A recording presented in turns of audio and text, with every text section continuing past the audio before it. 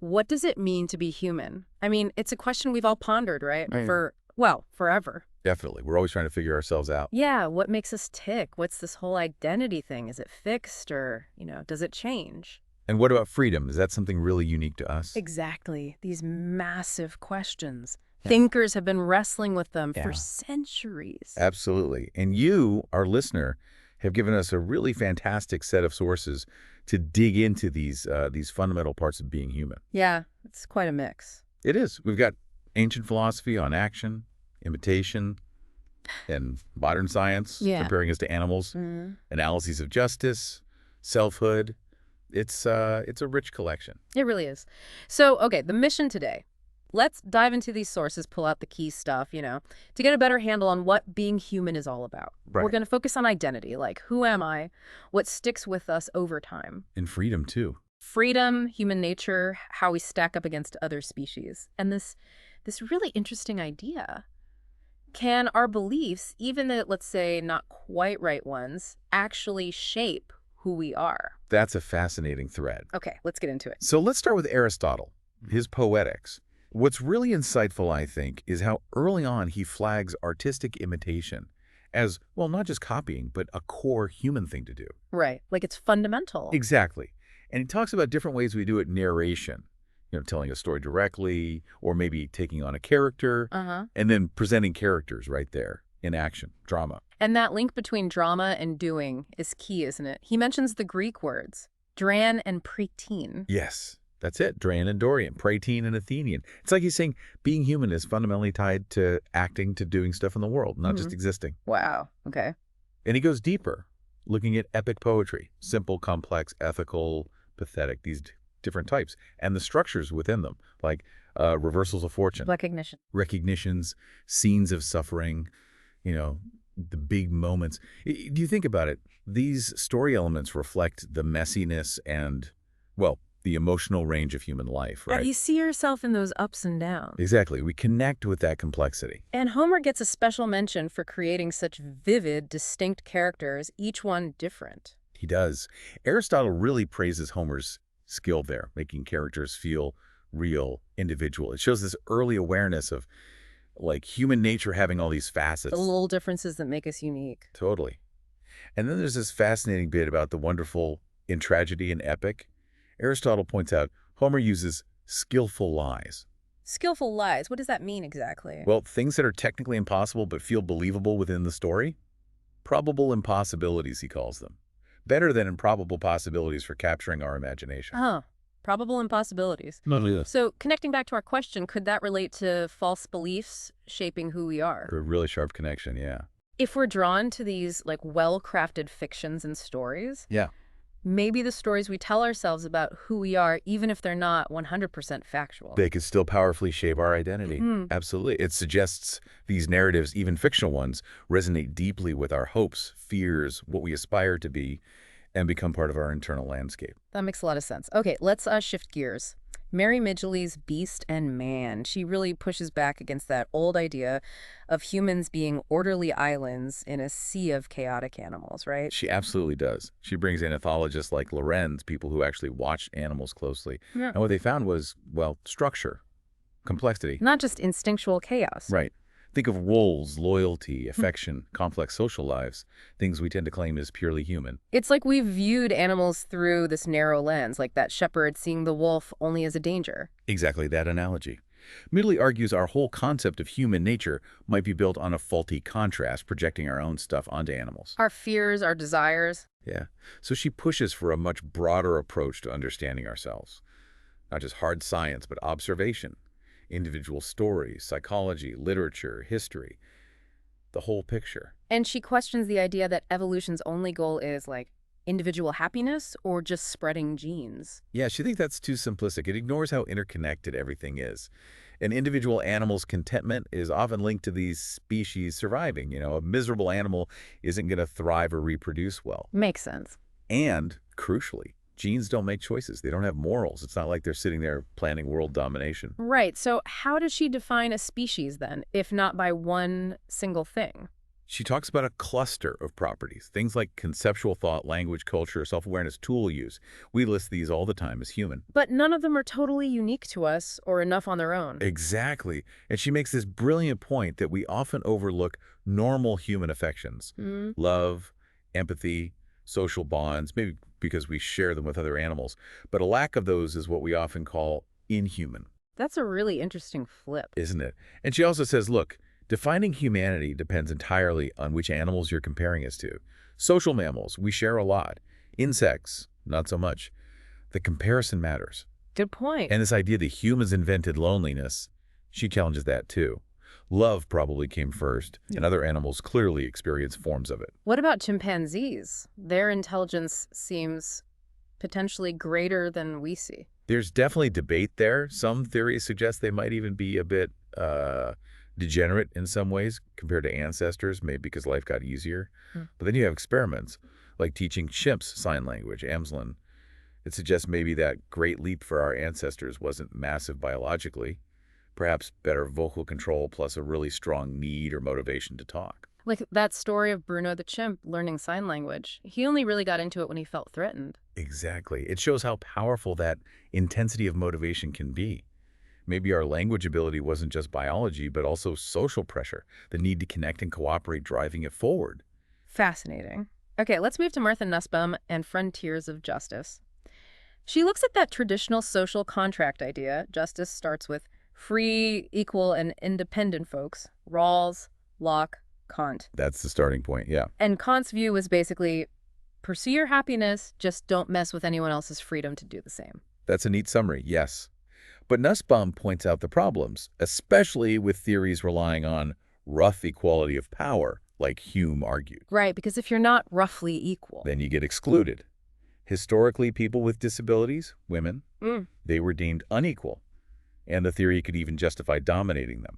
And animals too, of course. Wow. Hume even predicted our soft spot for pets wouldn't extend to farm animals, and society might not change that. Yeah, a pretty stark observation about where we draw our moral lines. It really makes you think about how identity and perceived equality intersects with justice. It does. And Rawls, Nussbaum says, even though he brings in Kant's idea of everyone having inherent worth, his theory still leans heavily on that social contract idea of mutual advantage. Which creates tension. Big tension. How do you include those who can't offer that mutual advantage in a system built on it? Rawls measured social position using primary goods wealth, income. But Nussbaum suggests capabilities instead, what people can actually do and be. Exactly. It's a richer, more multifaceted way to think about well-being and justice. And it helps us think about globalizing justice, extending it to everyone who should have it, regardless of borders or contracts. Because social contract theories struggle with those outside the club, so to speak. They often do, especially non-human animals. They're typically excluded for lacking rationality or the ability to reciprocate. The capabilities approach, though, sees a continuum of capabilities across species. It avoids that sharp dividing line. Unlike Kant, who Nussbaum explains drew a very firm line. Humans have freedom and rationality. Animals are just part of deterministic nature. Only humans, in his realm of ends, have dignity and intrinsic value. Which initially didn't even include all humans in the rights framework, did it? Correct. Nussbaum notes how Kantianism had to be modified to ensure all human beings, regardless of their specific cognitive or moral abilities, have basic human rights. So those core social contract ideas, rough equality, mutual advantage, they're quite different from ethical contract views like Scanlon's. Very different. And Nussbaum argues even Rawls, a famous original position thought experiment designed for fairness, might still sideline marginalized groups because it's ultimately rooted in that mutual benefit idea. But the capabilities approach insists every human has entitlements, and the world community has a duty to help realize them. Yes, and it offers a different angle on animal justice compared to utilitarianism, which is all about outcomes and maximizing overall good. Utilitarianism considers suffering, but capabilities focuses more on enabling basic functions. Right. For animals, the capabilities approach isn't about defining a perfect animal life, how could we, but about protecting their ability to flourish in ways characteristic of their species, enabling basic capabilities. And it doesn't automatically defend all existing animal relationships if they're harmful. No, it's an evaluative tool. It suggests intervention only in cases of really egregious harm, not trying to micromanage nature. Lastly, Nussbaum critiques Rawls's view in Law of Peoples, where domestic justice is sort of fixed, potentially blocking international human rights from influencing national laws. And his assumption of no immigration, which clashes with individual realities and diverse cultural views. The capabilities approach, again, stands firm. Universal entitlements, global responsibility. It really forces a rethink of justice, doesn't it? How our ideas about equality and relationships shape who we consider human enough to matter. Absolutely. It challenges those narrow definitions and asks us to look at shared capabilities and vulnerabilities across the board. Okay, let's switch gears again. Albert Camus, The Myth of Sisyphus. Now we're deep in the search for meaning, facing what he calls the absurd. Exactly. That clash between our desperate need for meaning and a universe that just seems silent, indifferent. He connects us right away to the question of suicide. Like, your beliefs about reality should guide how you live. It's a stark opening. He points out how science and philosophy try to explain everything, but often end up with just hypotheses, metaphors, not solid answers. Unlike the immediate reality of, feeling the sun or being angry. Precisely, that direct experience. He defines the absurd as this odd trinity. Us, the world, and the confrontation between them. It doesn't exist in us or in the world alone, but in that gap, that friction. And the absurd is the opposite of hope. Directly contrary to hope, he says. He looks at thinkers like Chekhov, Kierkegaard, who wrestled with this, but argues they ultimately tried to escape the confrontation through faith or reason leaps he couldn't endorse. Kierkegaard saw despair as sin, separation from God, which is totally different from Camus' godless absurd. Completely different framework. Camus mentions intentional thought, like phenomenology describing experience without explaining it. He sees a resonance there with the absurd spirit, just laying out what is, what can't be transcended, a kind of honesty. But he sees a tension there, too, between modesty and certainty. Yeah, and he notes how both extreme reason and irrationality can end up sounding similar, preaching something. The will to find an explanation often takes over, regardless of the method. So what's Camus's answer, if not hope or escape? Revolt. Constant confrontation. Staring into the darkness, demanding clarity even though it's impossible, but without giving in to despair or false hope. Living with the absurd, constantly aware of it. How does that apply to something like love? The absurd person, he suggests, sees love for what it is individual, maybe fleeting rather than relying on big collective myths about eternal romance. And the actor. He uses the actor as an example. A powerful one. Living so many lives, dying so many deaths on stage, all within a short time. It's like a compressed version of the absurd human condition. And art. The absurd artist has to resist explaining. Yes. Resist imposing meaning. Stay true to the awareness of the real world in all its meaninglessness and complexity. He looks at different lifestyles, the conqueror, the artist, Don Juan, and how they can lose touch with that initial absurd awareness, falling back into hope or just routine. And Dostoevsky's characters get analyzed. Kirillov choosing suicide as ultimate freedom, Stavrogin's indifference, Ivan Karamazov's intellectual rebellion, different paths through the absurd, often ending tragically. But then there's Sisyphus, pushing that rock forever. How is that a victory? The victory is in the awareness. Sisyphus knows his fate is absurd. He confronts the rock, the futility. In that conscious recognition, Camus argues, lies his triumph. He even mentions Oedipus, who after all his suffering concludes all is well. Acceptance. Acceptance of the absurd. Yes. And Kafka's work, for Camus, perfectly captures the absurd with its constant paradoxes, the ordinary mixed with the bizarre, the logical intertwined with the nonsensical. He even talks about needing deserts, places without poetry, like Descartes choosing Amsterdam or Arendt being soulless. Why? Like we need that starkness sometimes, that lack of easy beauty or meaning, to really confront the bare reality of the absurd condition. And that personal reflection at the end about Tapasa, how beauty faded and the world felt old. Yeah, he connects aging and loss of innocence to this growing sense of mystery, even as knowledge increases. And strangely, a new concern with morality emerging from that feeling of weakness or vulnerability. So Camus isn't about giving up. It's about living intensely, with eyes wide open to the lack of inherent meaning, and finding value in the struggle itself, in our own conscious experience. Identity comes from that revolt, maybe. That's a very good way to put it. Identity forged in the conscious confrontation with meaninglessness. Okay, let's pivot to art again. Arthur Danto, what art is? He kicks off with that big shift in visual art's early 20th century, moving away from old traditions. Right, and he notes how tricky it was for painting. before photography, to really depict movement effectively. Photography arrives, bang, a whole new way to represent reality. And it sparked those debates. Is photography art like painting is? The paragon. A modern version of that old Renaissance debate comparing different art forms, yeah. And Clement Greenberg comes in with his focus on flatness as painting's true essence, rejecting illusion. Danto sees that photo painting debate as maybe the last traditional paragon, because then Duchamp, Warhol, they blew up the whole definition of art. Exactly, a totally different phase. Danto brings up Kant's aesthetics focused on taste, beauty, and notes how far removed that seems from, say, Warhol's Brillo boxes. Though Kant did talk about free versus dependent beauty and spirit in art going beyond just taste. True, but Danto argues against defining art just by changing styles. He wants necessary conditions, things true of art regardless of style, like meaning and embodiment. Meaning and embodiment. Which brings us back to the Brillo boxes. How do you tell Warhol's art object from a regular soap pad box? That's the philosophical puzzle. And Danto highlights that Warhol's boxes were made, fabricated specifically as art, unlike the ones in the supermarket. Intention and context matter hugely. He also uses the Sistine Chapel restoration as an example. Removing the centuries of grime, was that revealing the true Michelangelo, or changing the artwork itself? Danto argues artwork is embodied meaning. The physical stuff and the meaning are tangled together. Changing the physical embodiment, like removing that darkness, arguably changes the meaning the world the artwork creates. It's more than just the image. Much more. He even throws in that brief, interesting link to Noah's nakedness in the Bible, suggesting how that story signifies the entry of inequality, politics, meanings beyond the surface, just like in art. He finishes by mentioning Descartes, I think, therefore I am, that mind-body distinction, to underscore how thinking, meaning-making, is this unique human capacity, central to how we engage with art and the world.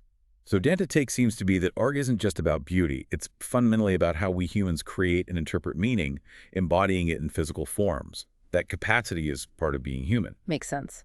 Now, Hannah Arendt, The Human Condition, she's looking at the modern age, right? Yeah. Our focus on efficiency, consumption. Yes, and the potential danger she sees is an alienation from the world, where we start seeing ourselves as just another animal species, subject only to natural laws, losing touch with what makes us distinct. And that connects to her worries about technology, power without responsibility, like her work on totalitarianism. Exactly. It's a recurring concern for her. She brings up Marx's ideas about labor versus work, labor for life's necessities, work creating lasting things. Marx saw surplus labor power as key to productivity. Yes, but Arendt points out labor's productivity is mainly about reproducing life. Work, on the other hand, adds to the durable human world, the human artifice. Interesting distinction. She also contrasts modern revolutions demanding freedom for all with ancient slave revolts, which usually didn't question slavery itself as an institution. And trade unions. She saw them as integrating workers, but not fundamentally changing the political game. Largely, yes, integrating them into the existing system. Arendt also emphasizes how events like Galileo finding out the Earth orbits the Sun have more impact than just abstract ideas in shifting our worldview. And Descartes' reaction to Galileo's trial, it shook philosophy. Profoundly, she argues. It led to this quite pessimistic mood in modern philosophy, a gap between philosophy and science that maybe is only now narrowing slightly as science itself becomes less purely optimistic. She talks about homo faber man the maker, that mindset. Yeah, the focus on making, on utility, order, function. She thinks it can overshadow older ideas of harmony or simplicity, and you see its biases in things like classical economics or pragmatic philosophy. And that ancient idea, man is the measure of all things, just became normal, accepted wisdom in modernity. Right, so Arndt's warning is that this intense focus on making and using might be changing our very experience of being human, potentially cutting us off from a deeper connection to the world. Okay, briefly, Hume on taste, of the standard of taste. His point is basically good taste is rare. Pretty much. He thinks the basic principles might be universal, but actually having good taste requires a lot. Sensitivity, deep experience with the art, good sense, sound understanding. And most people lack something. He thinks so. Lack of experience leads to liking shallow stuff. Prejudice warps your judgment. Lack of sense means you miss the deeper design. So true judges are uncommon, even in sophisticated societies. Got it. And you also shared that list of IB philosophy texts. Kant, Plato, Locke, Hume, Aquinas, loads more. covering aesthetics, knowledge, religion. Just shows the sheer breadth of philosophical digging into these core human questions about knowing, believing, creating, existing. Right, which brings us neatly to Locke's essay concerning human understanding. He really stresses how limited our knowledge is, doesn't he? Especially about, like, spirits or how ideas connect to sensations. Absolutely. He argues we learn most of that through experience and observation, not pure logic. We can't just think our way to understanding the essence of things. Though some things are obvious once you get the terms, a circle is a circle. Self-evident truths, yes. But knowing that two different ideas must go together. Locke thinks we have very little intuitive grasp of that. And we can't prove anything exists besides ourselves and God. Everything else needs sensory evidence. That's his view. He also pushes back against the old scholastic idea that all reasoning starts from known maxims. He thinks we know other truths first, and don't always rely on those general principles. He gives an example. Extension is not body. Demonstrable. Yes, based on identity and non-contradiction. But even these universal principles, he says, are about our ideas. They don't guarantee an external world exists for that.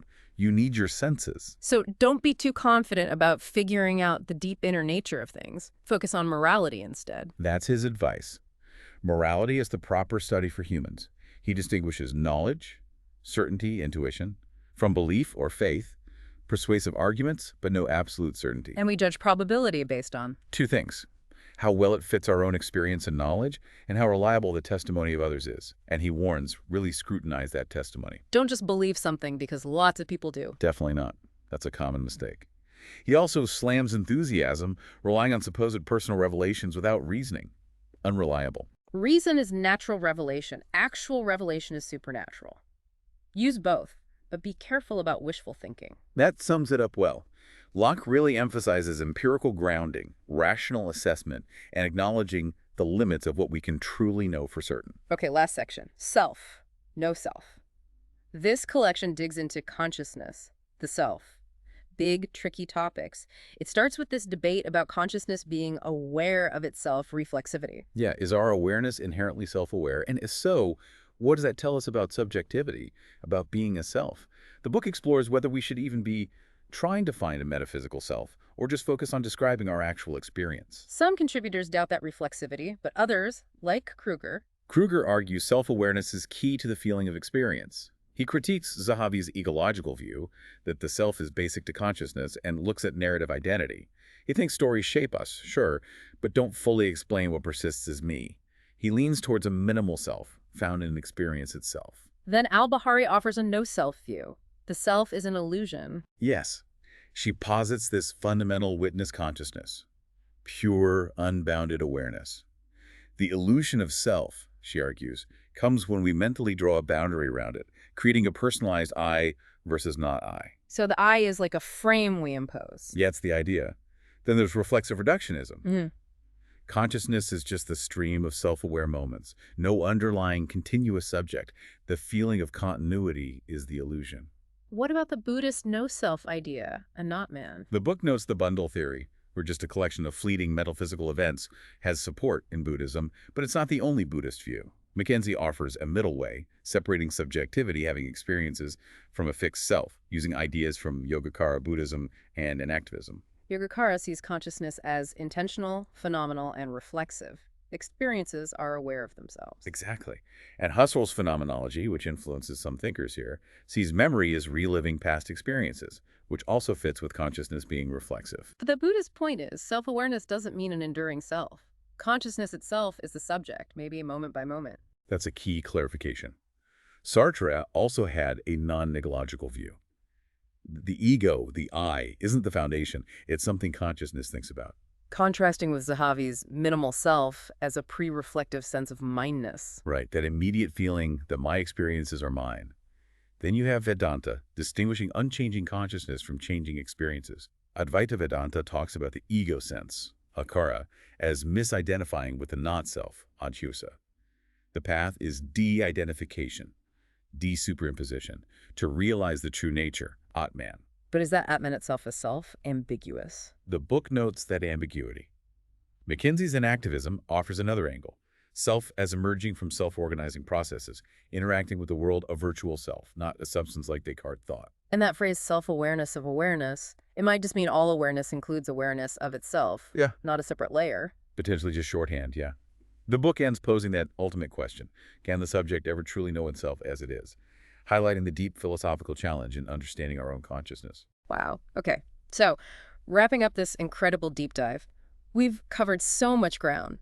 Imitation, animals, justice, the absurd, art, consciousness, all trying to get at what it means to be human. And going back to those initial questions, who am I? What persists? Can false beliefs shape us?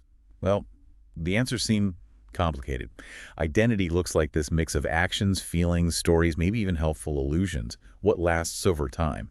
Still debated, minimal self, stream of consciousness, something else. And that idea of skillful lies from Aristotle, the power of narrative, it really does seem possible that our beliefs, factual or not, play a huge role in constructing who we think we are. It certainly looks that way from these sources. This gives us so much to chew on. And maybe a final thought for you, our listener. As AI gets smarter, as tech blurs lines between biology and machines, how does that change our ideas of identity, freedom, consciousness? Will we have to redefine human? That's the pressing question, isn't it? It forces us to think about what's truly essential about our nature and what might be open to change as our world transforms. A crucial takeaway from today's exploration. Indeed. Well, thank you, listener, for sharing these amazing sources and joining us on this exploration into the ongoing mystery of being human.